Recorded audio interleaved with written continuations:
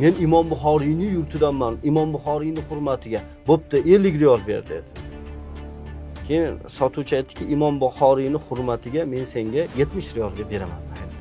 To'g'ri tushuning, bundan kami menga zarar bo'lmasa olmaysan dedi. Zarar emas, aldama bizda. Sen ko'p foyda qilyapsan dedi. Shunday qo'ldan tortib oldida, men Imom Buxoriyning yurtidanman. Buxoriyning hurmati yo'qmi?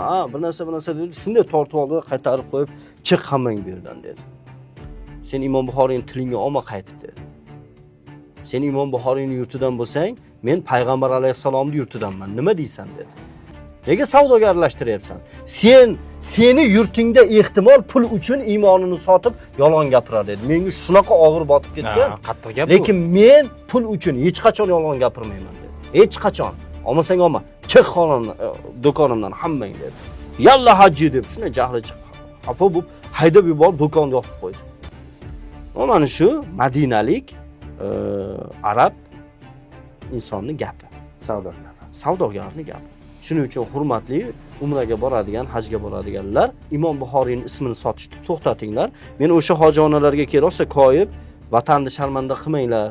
Imom Buxoriyning to'liq ismi nima deganimda birortasi ismini aytib bera olmagan. Imom Buxoriyning to'liq ismini bilmaydi.